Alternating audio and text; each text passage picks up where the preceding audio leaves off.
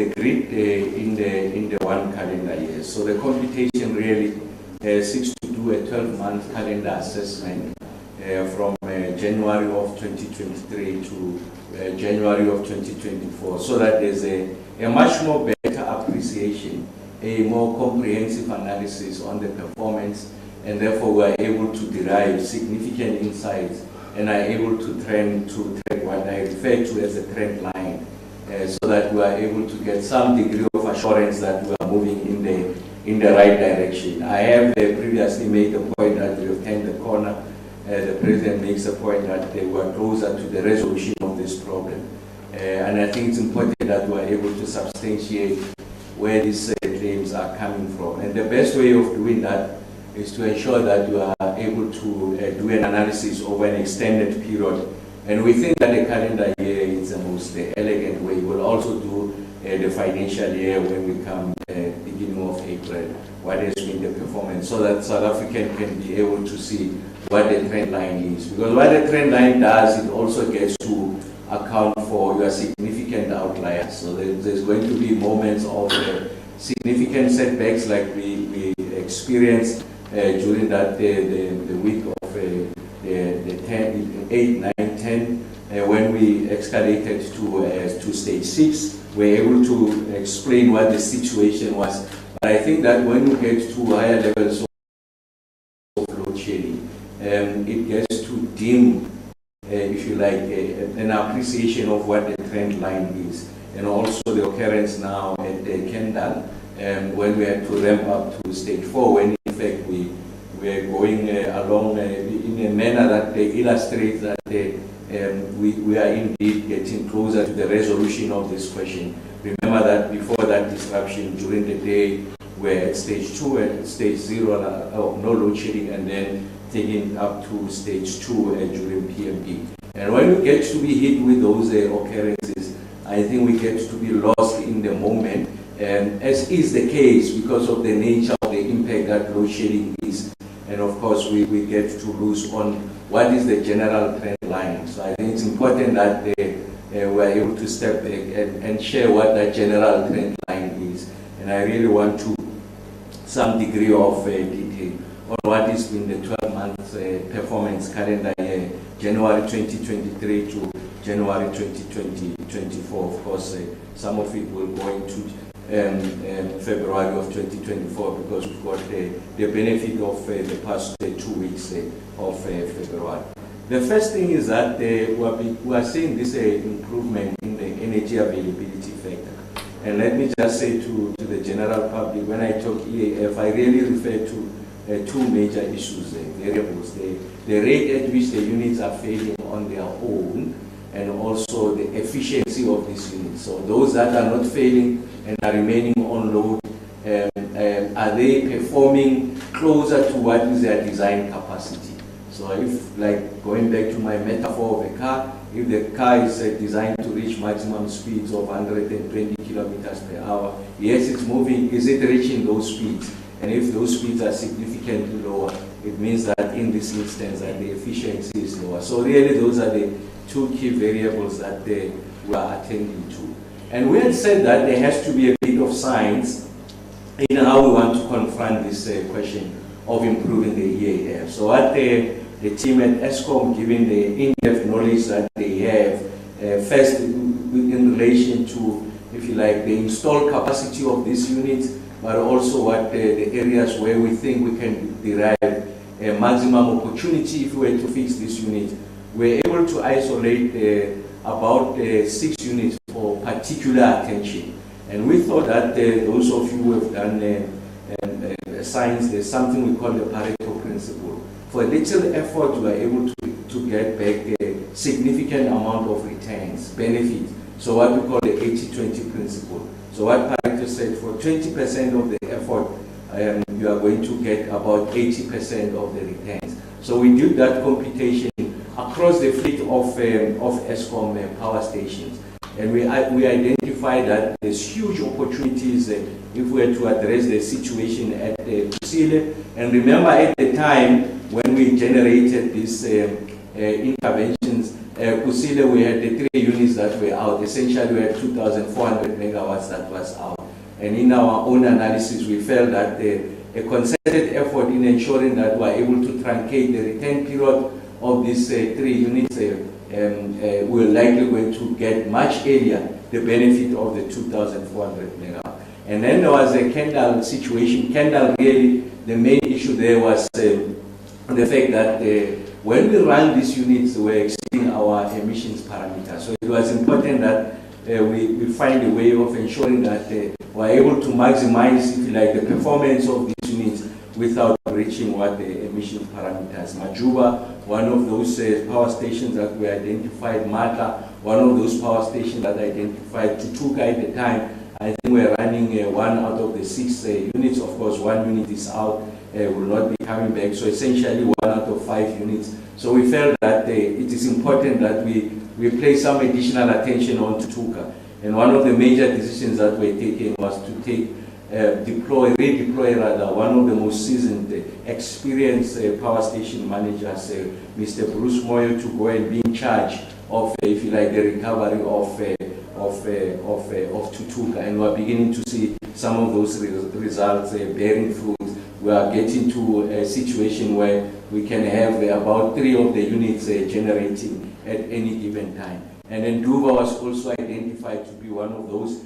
And we have seen that when we went through the winter period, as a result of the 8 interventions that we made at Duva, Duva was one of the best performing power stations. So these are the 6 power stations that were identified. And then in the course of that, there was an admission that I think we can benefit significantly from the participation of other experienced people who are outside, if you like, the domain of ESCOM. And that's through the NICOM arrangement. The National Electricity Crisis Committee is a committee that the President has put together to support the Minister of Electricity in this instance to ensure that we were able to deliver on our promise on ending load shedding and using the EAF as a blueprint to address that situation. We're able to draw additional expertise from private sector to work with us, and some of them were then dispersed to work at this power station. What has been the benefit over that period of 12 months? Where after we had identified what is possible here, I'm happy to say to the country that over that period of 12 months, January 2023 to January 2024, we've been able to get back 3,510 megawatts as a result of this intervention. And these interventions are not complete. I mean, there's still additional work that we must do at Tutuka, like I said.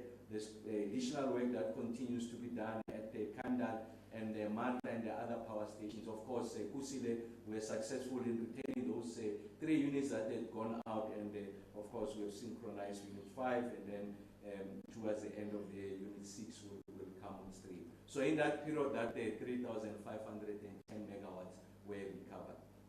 And then the second point that intervention were made on the back of the support, the fiscal support that we received from the Minister of Finance. Remember that there were legacy issues at ESCOM. The ESCOM balance sheet still remains constrained. And as a result of that, ESCOM was unable to invest significantly in maintenance. And then we had to go to National Treasury to say, this is the situation that is faced by ESCOM. We request a fiscal, if you like, relief, some intervention to help us to carry out some much needed interventions.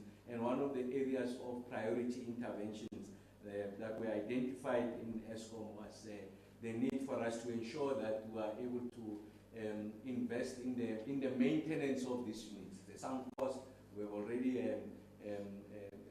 suffered this cost, we've already expended this cost. These units need to be sweated, we need to extract as much megawatts as possible, and we went to National Treasury for that assistance. And how have we fared in relation to that? So we have placed a part of that fiscal support to ensure that we invest aggressively on the maintenance side. And I want to indicate that if you look at what has been the maintenance, if you were to take the period of December 2023 to January of 2024, why am I isolating that period? I'm isolating that period because traditionally in ESCOM, the December period, because companies are winding down, they are closing, your energy-intensive users are no more in action. You have some degree of relief on the demand side. So you are using that opportunity of December, early January to be aggressive on the maintenance. And what is it that we have achieved? So during that period, we then ramped up maintenance to up to 9,000 megawatts. Put this into context, when we were during the December, the winter period of 2023, that planned maintenance was averaging about 3,000 megawatts. So we added another 6,000 megawatts on planned maintenance on the back of the support that we received from National Treasury. And as a result of that, we took out on average 18% of the generation capacity, and that 18% was placed on planned maintenance to allow us an opportunity to work that when we return these units,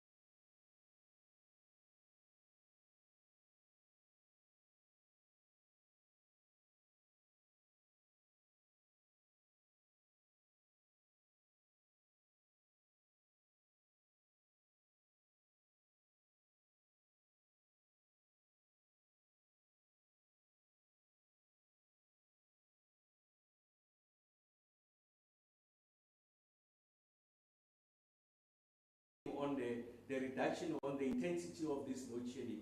Remember the point I made earlier on, that the load shedding in its totality is unacceptable. but we have accepted, we have come to a situation that it has become a daily occurrence. So gradually we want to reduce that intensity of load shedding. So you get into a situation where we should not get accustomed to stage 6, which, like I said, we should not be accustomed to any form of load shedding. So that's the first statement I'm making. The second one is that given the obtaining circumstances, there are those stages of load shedding that are totally unacceptable. And that's why every time when we get to a stage above 4, we get to 5, 6, we occasion an opportunity to explain to the country what is it that has happened. Again, let's put this into context. When ESCOM announced the summer plan, if you remember, they made the point that we think that will be averaging about stage 4. And then you will know, I mean, by your own account, is that we have outperformed that. We have been at stage 3 and lower stages, occasionally at stage 4. And that's the point that I'm trying to make, is that trend line. And ultimately, we want to get to a situation where we are able to eliminate load shedding in its totality. So what is the next statement I'm making regarding the 12 months that was, is that the trend line is in the positive. What is those positive? Is that the unplanned capacity loss factor, the reliability of these units, the partial load losses is coming down. We're averaging at about 17,000 megawatts. Now we're averaging at about 14,000 megawatts. So we've been able to claw back 3,000 megawatts. But that 3,000 megawatts also, we've reinvested it back by ensuring that we ramp up plant maintenance. And as you ramp up plant maintenance, you are eating into your available capacity, which compromises, negates the improvements that we want to see on the EAF in the short term, but in the long term, we are going to make that, we are going to see that benefit. I think it's important that we share this with South Africans, that we are doing everything possible to ensure that we bring the trend line down, the regularity of load shedding, its frequency and its intensity, and then we'll get to a stage where we'll be able to stand before the public with confidence and say we have ended load shedding. Of course, it's a function of other things. I've just focused for now on the performance on the ESCOM side.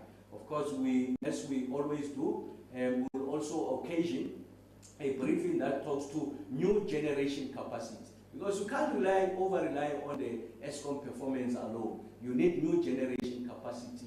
The President has announced reforms on the generation side. We've seen significant uptake of the private sector. We know the studies that have been done by ESCOM and the South African Wind Energy Association that there's an investment, a pipeline rather, of about 66 gigawatts that is sitting with the private sector. The only constraint there is on the transmission side. And I did make a promise the last time that once we finalize those discussions on the transmission side, how we are going to configure the financing, and I must say, just intimate that we are closer to on finding that structure on the financing. You will see that we'll be ramping up investments on the financing so that we are able to get the full benefit of a new generation capacity. You will know, those who are following the energy complex in the country, that big window number 6, there's about 2,000 to 3,000 megawatts that remains unallocated because of the constraint on the transmission side.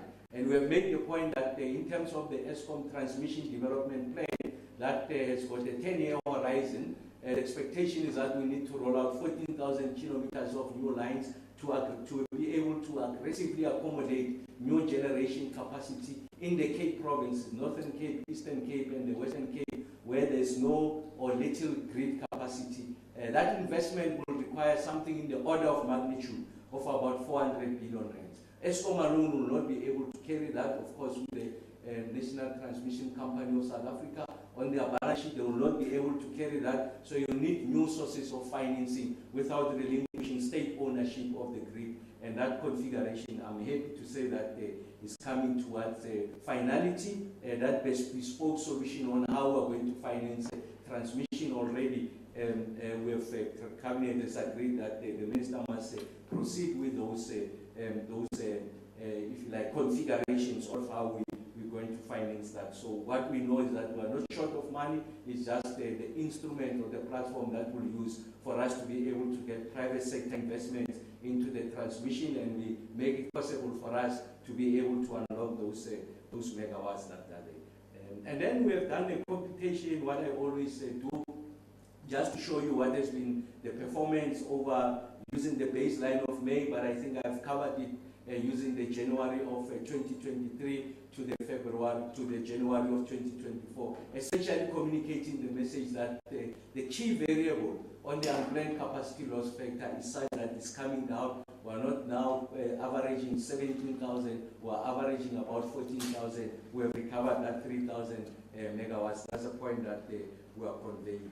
And that's the point. I think I'm giving you a graphic illustration of what is. So you look at what is that trend line, you can see that we are moving from highs of about 18,000 megawatts of unplanned capacity loss factor. And then we're averaging 14,000. And in some periods, we're even hitting about 12,000 megawatts. And I know that ESCOM, through the head of generation, they are even setting themselves much more aggressive targets, because we think that we know, not we think, that we're capable of even reaching this 14,000 megawatts, reaching 13,000 megawatts consistently. And that's the work that Mr. Numa and the team are working on to ensure that we bring down the rate of failure of these units. And when maintenance then starts to taper down, when we go into the winter period, we're going to get back to like 3,000 megawatts, because now as I speak to you, planned maintenance, I think today we're sitting at about 8,200 megawatts. When you go to the winter period, it will come down substantially. We can get 3,000 to 4,000 megawatts. If we improve the unplanned capacity loss factor, we add another 1,000 to 1,500 megawatts. Suddenly the picture improves by a net of about 5,000 megawatts. That's the point I'm making. And once we get to those levels, you will see significant improvements in the availability. And maybe just to close, just to say that what the experience we had on Thursday was that we lost a number of units. We lost 5 generating units at Kenda, and we also lost a unit at Ruba. I'm happy to say that, and then Kendall unit number 1 was taken out on Wednesday evening at 8, and this had to do with the leaking in the safety valve. Of course, I will not go into that engineering detail, but of course, the team has been able to get to the root cause. That's the point that I'm trying to convey.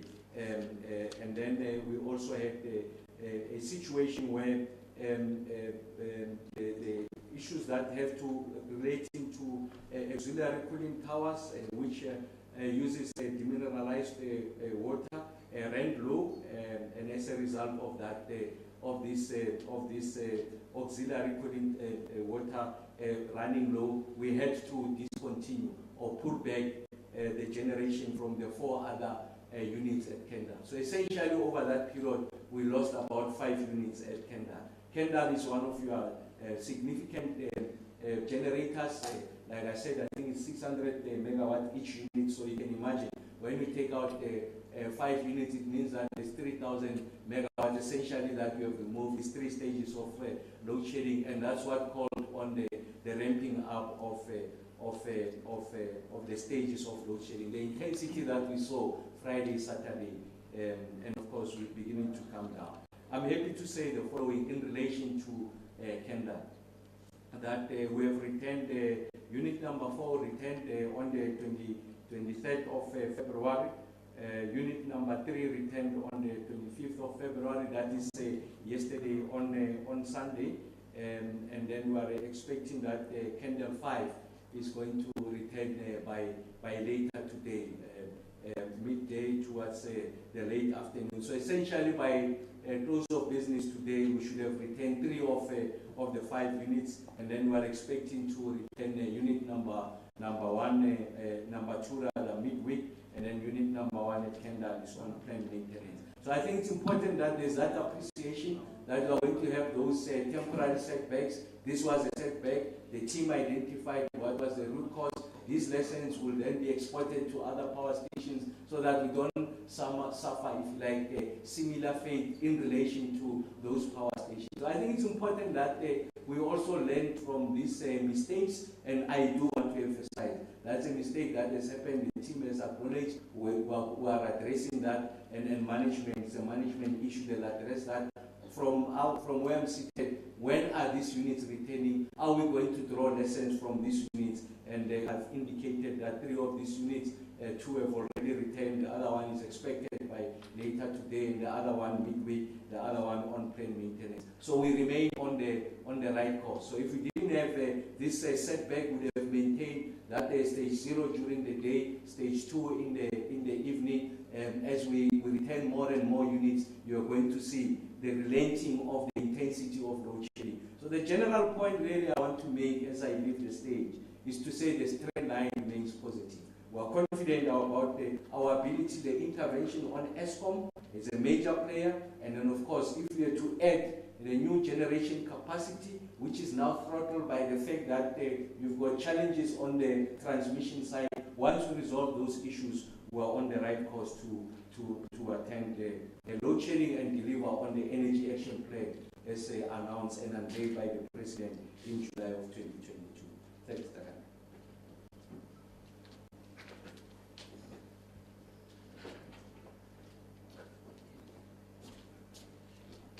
Thank you very much, Minister. Colleagues, we will now commence with the questions from members of the media. We will start with questions from those who are in the room, and those will be followed by those who are sending their questions on the GCIS WhatsApp group. By show of hands, we'll take questions. Please introduce yourself and your media house. We'll start with Antoinette. Antoinette Slowert from Rapport. Minister, the last time we were together here, we were suffering stage 6. And you then informed us that stage 6 would most probably continue, that was the Sunday until the Wednesday. We hardly left this venue. Then ESCOM sent out a media release saying we're reducing to stage 5. I just want to know whether you knew that before the briefing. And if you knew that, why didn't you inform us? Why did you tell us that we would be at stage 6? Or does ESCOM not tell you what they're planning to do? If you can explain what happened there, please. And then when does ESCOM plan to start reducing the high level of plant maintenance? Thank you. Thank you, Antoinette. Thank you very much, Muloko Mloto from ENCA. Minister, when you speak of the planned expansion of the transmission lines from the Cape that will avail about 2,300 megawatts, and I heard you talking about the fact that you're still going to have to go and raise this money. Maybe first part of that question is, how will this assist? If you were to do that, say, in a few months' time, a miracle happens, how will this assist in terms of the continuous load shedding that South Africans are experiencing? But considering the fact that you still don't have money, still going to convince people with money to come and assist, what are the timelines? Are we talking here about, yes, a decade? How? Thank you, Muloko. I am Katlawal Hodi from the SABC. Adding on to what Muloko has said, we need assurance in terms of when we'll see the work starting to roll on the transmission lines. We've heard that we need a 14-kilometer transmission lines that will come through to help ESCOM, and that plans are afoot to more or less just iron those issues out. When can we expect to see that particular process underway? And also, I wanted to find out about the CEO. Are we still set to see the new CEO take office there at ESCOM on the 1st of March? And what would be the expectations from the Minister where this particular role of the CEO is concerned? Thank you. Thank you, Katla. Any more questions in the room? If not, we'll go to Ishmael. Thank you, Chairperson. The first question is from William Hall, Network 24. How does the Minister reconcile the statements that ESCOM's performance in lowering UCLF and that the reliability of units with what has happened with Kendall and previously with the breakdowns that led to stage 6? With the Minister referring to the improving EAF, Can you please explain the fact that the current marginally higher year-on-year EAF is not much better, despite the fact that 4 units at Kgosientsho are now online, while they were not a year ago? What does the minister ascribe the failure of ESCOM to sell off its ESCOM finance company in time to avoid penalties from Treasury due to non-compliance with the Debt Relief Act? The next set of questions is Hemlo, please, independent media. Any update on why non-ESCOM generation fell so much from August and is now negative year-on-year in November? Why did the non-commercial generation drop from 723 megawatts to 0? The last set of questions, Terence Creamer, Engineering News. The budget review published last week indicated that a request for proposals will be launched by the end of July for a private transmission pilot project, which is being developed with the support of the IFC. Is this initiative in line with what the minister has been planning in the area of grid investment?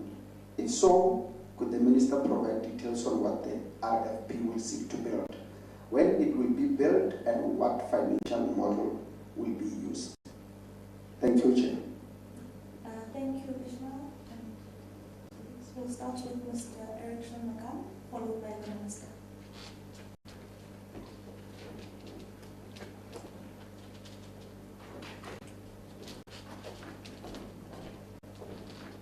Hi, good morning all. My name is Eric Shanmugam. I'm in the Office of the Group Executive in Generation. Antoinette, just to respond, the Minister will definitely give you his feedback in terms of the ramp down. But I think I need to make the media aware that the system operator manages the system real time. And sometimes the decision that they make, between the time they make the decision and by the time we get our spokesmen to communicate, there is a lead time. So I don't think there's any malicious intent not to give good news to the media, right? But it's around the supply and demand, and when basically there's a shortage of demand, we know what we do in terms of ramping up. But equally, if there's good wind and PV resources, which we know at this stage is non-dispatchable, the system operator is managing the system. And if there's good resources coming from the wind and from PV, they do what they have to do to balance the system. So I think I just wanted to also make it clear here that they also operate independent to generation, because they are looking at the national generation coming in. In terms of the plan, there will be a conscious effort. We will communicate the winter plan, and as you know, from around March, there's a conscious effort to drop planned maintenance to below 3,500 megawatts. So you should start seeing this ramp down of planned maintenance get to around 5,500 in March, and then from around April and May, there will be a conscious effort there to actually control planned maintenance between 3,000 and 3,500 megawatts. The other question, which I probably want to reaffirm because it's been in the slides that you will get, is that when you look at what happened in December and in January, so there's availability and there's unavailability. And when you look at the breakdowns, it's uncontrolled unavailability. The planned maintenance is controlled unavailability. And there's been a conscious effort to ramp up planned maintenance to around 18%. Now, 18%, if you really go and look at, I think the last we trended around 18% was around November 2020, if I'm not mistaken. And once again, we know what happened there during COVID. We had a drop in demand. So when you look at the net impact of EAF, even if we trended around 13,000 as previous years, which we normally do because we know that schools close around the December, we know that the big industry actually shuts down over the December period, and we make a conscious effort to ramp up on planned maintenance, but also take advantage to do opportunity maintenance. So let's say hypothetically there's an extra 4% on PCLF. That 4% negated against availability. So year-on-year trend, if I compare January stats, yes, there was a marginal improvement year on year, but in terms of the net impact, there was a conscious and a deliberate intent to actually do planned maintenance. We've had the money to do philosophy maintenance, and we want to see the knock-on effect of this planned maintenance come into the future years, actually, helping us with the reliability of the fleet. On Kendall, I think when we reported the 6 priority stations, I want to highlight that Kendall, we've been very vocal around not realizing the benefits, but when you really get down to the root causes of Kendall, if we start to resolve the milling problems, the milling plant problems, we should actually see Kendall achieve similar results like the other priority 6 stations that we've been focusing on. Just in terms of clarity, we had promised 2 units yesterday. Kendall 5 did return to service, but it tripped once again in terms of milling plant losses. And we are hopeful that by the end of today, we'll have Unit 5 back. Thank you very much.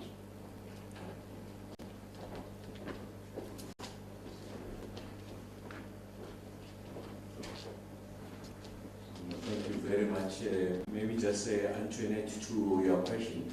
I think Eric answers one part. So it's a real-time issue. So that's fine. And it's a system operator that will have a sense of a dashboard what is real-time.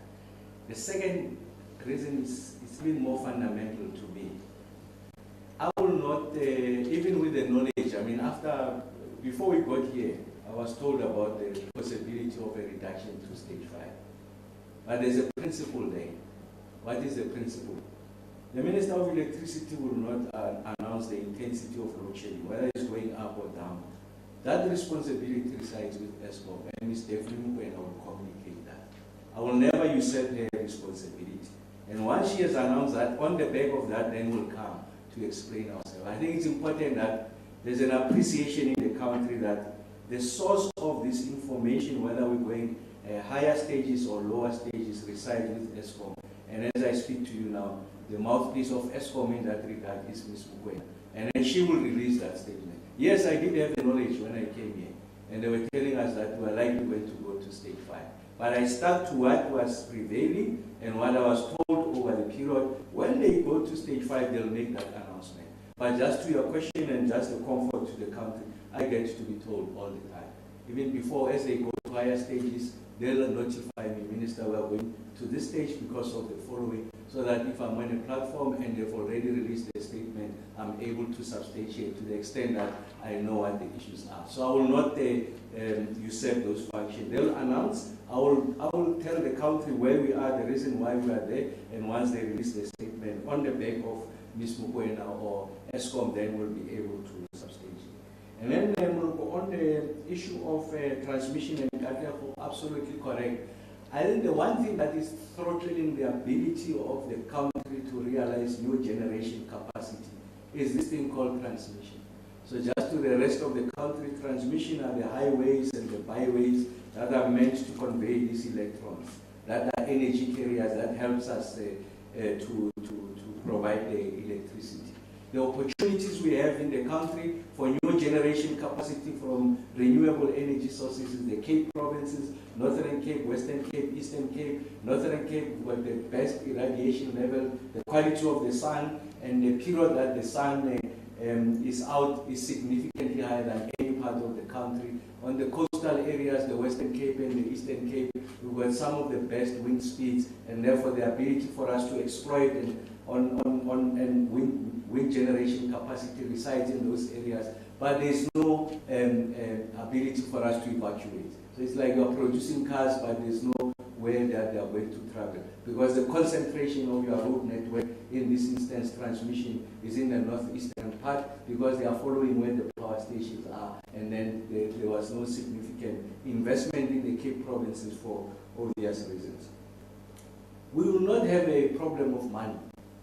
In fact, we've got people, I can tell you, I can quantify to over that money, that amount that the ESCOM has proposed, of about 400 billion rand. So what we know, which is in public, is the jet financing. You know that jet IP has gone up to about $12 billion US. So that's significant amount of investment. So there you are talking about 200 billion rand already just from that facility. And then there are other players, they'll make that public when at the right time, but we'll also make it public once we have engaged with them. So we are not sitting with the money problem. We are sitting with the structuring problem, how we are going to access that. And the point I was making earlier on, Mlot, was that we are at an advanced stage. So I don't want to release the information in bits and pieces because we need to complete that engagement internally. I must say to the country that we've been moving with lightning speed. I mean, if you look at the period where we conceptualize what this bespoke solution is, which is towards the end of October last year to where we are. I mean, this ordinarily this would have taken people about a year to 18 months to conceptualize. We are there. I'm confident that in the next 2 weeks, I'll be coming back to the country to say this is how we're going to access it. And then once we have, we know where this money lies, it's just the instrument of accessing it. So there has to be an appreciation on speed. You are going to access it speed. Of course, there's issues around the cost of that money. Whether components of it is concessional, whether components of it is grant financing. And then we know that once you have done that, you have to construct the actual lines. So we're looking at EPC plus F. So engineering, procurement, construction plus financing. Really, that's what we're looking at. And we're looking at a build, operate, transfer model. So you need to design those bespoke solutions clearly on what that means. And that's an issue that is receiving clarity in government. And then it's the speed of procurement. And I've made the point earlier on that there are lessons we have drawn from the IPP program. That if this unit is at an arm's length from the state, we are likely going to be faster in procuring that. And of course, in that equation, there's the NTCA, the National Transmission Company of South Africa. And remember that the work that we're doing on additional money is on top of what Eskom has already been allocated for the transmission. I think they can do 1,400 kilometers in the next 3 years. That financing is in place. Eskom will proceed. But we are saying on the back of that, we need to be more aggressive in the rollout of transmission so that we're able to buttress the work of Eskom and we're able to get additional resources and we're a bit more aggressive as opposed to the initial horizon of 10 years to build this 1,400, you can build it perhaps in about 7 years. And then you must also resolve other issues. Is the readiness of the industry to participate in that space. So it's one thing to raise the money. It's one thing to procure. It's quite another for you to have the equipment, the lines, the towers, either imported. I assume that in the initial period you are likely going to import, but we need to industrialize on the back of this, which is the point that the Minister of Finance makes, is the point that the President makes in the SOPA, is the point that they were engaging with Minister DTIC, so that we are able to localize production on the back of this aggressive investment. They see through over the next 7, if you take the more optimistic horizon, or 10 years of demand. So you need to localize this so that when you talk about that just energy transition, remember a big component of it is about the net jobs. The net jobs should be positive. So because you are producing other jobs that are helping in the expansion of the transmission, which offsets jobs that could be lost as a result of the decommissioning of the unit. So you have to resolve that question of the readiness of the industry. And then we must standardize the procurement process. So the team must work on the standardization because that's the value we are going to derive from this. The IPP office has done it exceptionally well. So we're not rewriting what the IPP has said. We are simply adapting it from the generation to the transmission side. So you need to standardize the procurement documents. That's the other thing. And then the other thing that you need to resolve is the corridor. What are these priority corridors? So Eskom has identified, I think, about 3 priority corridors, and we are right.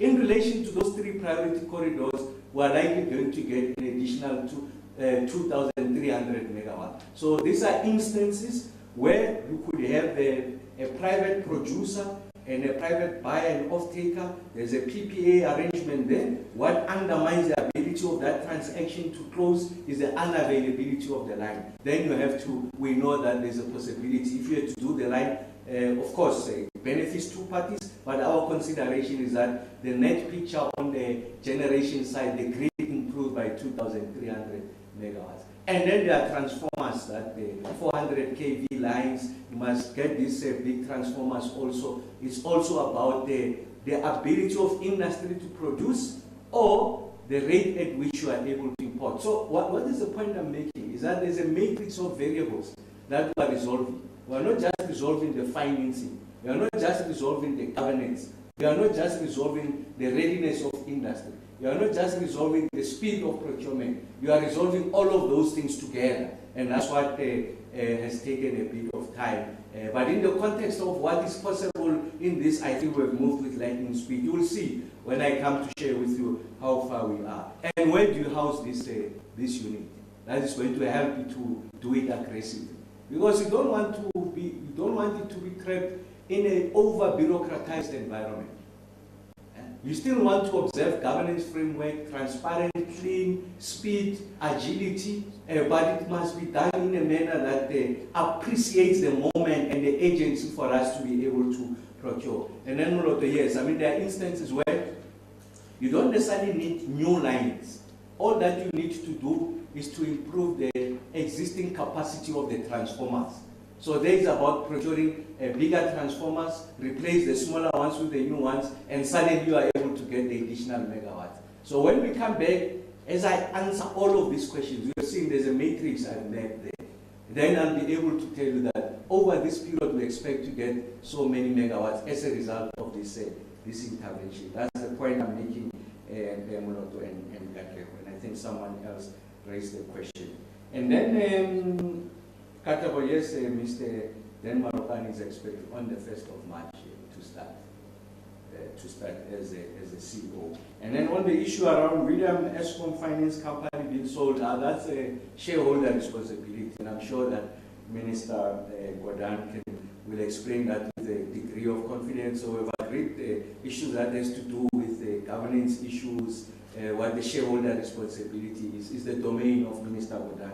Responsible for generation, responsible for transmission. I'm just responsible of getting these megawatts and resolving load shedding. Of course, it's a function of other structuring issues. Like I said, on this one is in the domain of Minister Gordhan. And maybe, Terence, to your point, now we're working with the IFC, we're working with National Treasury. So we've pulled all of these things together. Because previously there were disparate players and government didn't seem to have a more coherent approach on how you want to tackle the transmission question. That has been brought under the auspices of the Minister of Electricity, or Minister in the Presidency responsible for electricity. So we're putting everyone together. So whatever I'm sharing with you is our government intervention on transmission. And this is the only authoritative body that can articulate that. And I must say that in that equation, everyone is accommodated. So we are speaking on behalf of everyone.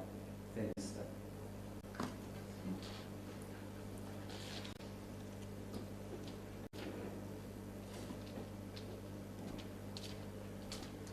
Thank you very much to the Minister and to Mr. Shunakam for the responses and the clarity.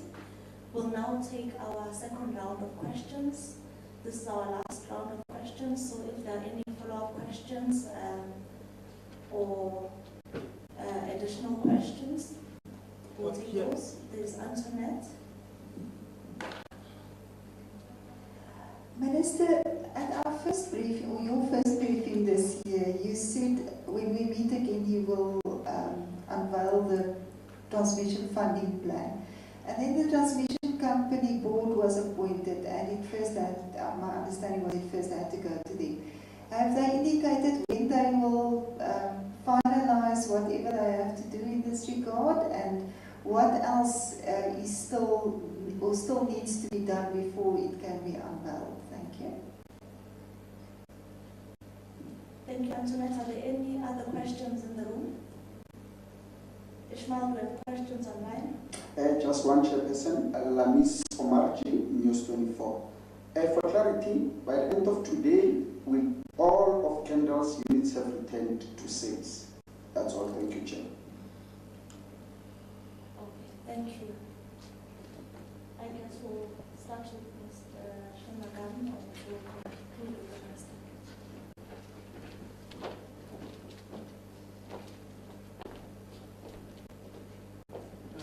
Thank you very much. I think just in terms of response to the MEs, I think we've communicated the status.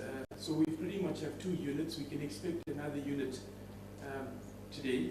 Unit 5, as I said, tripped yesterday on milling load losses. So we should have another unit by today. Then we will have, by midweek, we should have Kendall Unit 2 back. And then as a result of that leaking valve, Unit 1 has been taken out. It's now also gone into planned maintenance. So we'll have 4 units by the end of this week. And then just to complement the feedback from the Minister on the Eskom Finance Company, I think I just want to reassure William that in terms of, we are working with National Treasury. There's no impact in terms of the debt relief conditions, and the work continues as has been highlighted by the Minister to finalize the disposal conditions for EFC, and that Eskom is working hard at. I think those were the 2 questions that you gave. Thank you.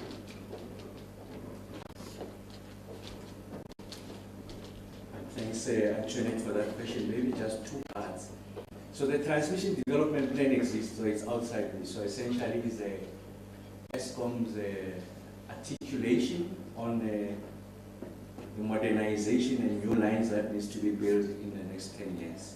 And then out of that plan, they say they can finance the first 3 years of that, which is 1,400 kilometers, which is 10% of what is required over a 10-year period. Beyond the 3 years, there is no certainty if that financing will come. So what I was announcing myself is the financing in line with the TDP. So we're not writing a transmission development plan. That already exists. So essentially is to say that in addition to the work that Eskom is doing, we need to raise funding to ensure that we ramp up and we bring early that horizon from 10 years to earlier. But then you must resolve all the issues I've raised about capacity of industry, the instrument, and all of that. The only reason why, part of the reason, not the only one, is that the NTCSA, as you have made a correct observation, was then unveiled. So it's important that when the minister stands here and talks about what government approach is, we've accommodated the NTCSA. Because the last thing you want is for us to articulate this position, and NTCSA is not familiar with what we are doing to ensure that we raise new financing. Because ultimately those assets will revert back to them. So those are part of the conversations we are concluding. So that when I come before you and say this is the route we are taking, is a route that is also blessed by the NTCSA. If you come to think of it, it's part of government. It's an SOE, they must buy into this. So it's important that we respect them. And that's the engagement that is happening at that technical level. And when I come back to you, then it has accommodated everyone. So the point, Antoinette, the TDP exists. All we are doing is the financing of that TDP in addition to the financing that already exists for the first 3 years. We want to ramp it up to ensure that we're a bit more aggressive and we're able to get cheap money and all of that. Some of it Eskom can access as a result of its compromises or weaknesses of its balance sheet, so we have to find a bespoke solution on how we raise that money. And by the way, the things I'll be announcing to the country, they are not novel, they are not new. They are done all in many parts of the world. It's simply that we have domesticated them. We have given them South African characteristics on how we want to access that liquidity. Like I said earlier on, we are not sitting with a money problem. We are sitting with a structural problem on how you are going to access that money and give assurances to any investor that in fact their money is safe. And then there are also issues around the solution we are seeking to design will not rely on sovereign guarantees, because we don't want to go that route. And there are many parts of the world that have not gone through that route. You need to protect, if you like, the revenue streams coming out of that investment so that you can safeguard that money. And then there are other institutions that have offered to sit behind, if you like, the government in raising that money And if you look at this institution, they are AA plus credit rated, so it means that the money will be cheaper. So those are the kind of conversations we are finalizing, really, on a bespoke solution on how we are going to finance. But once more, let me take the opportunity to thank everyone for making time to join us. We really don't take this for granted, and to give you the assurance that we continue to work very hard to resolve the challenge of load shedding. Thank you very much, colleagues. Wish you the best of the week. Thank you.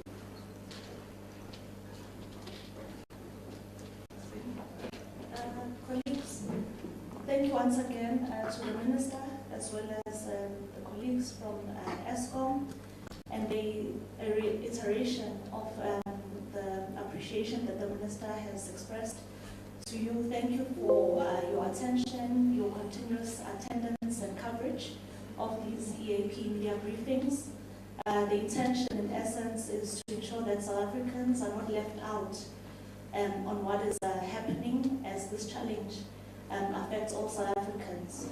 So thank you very much. We'll share the details of our next EAP media briefing in due course.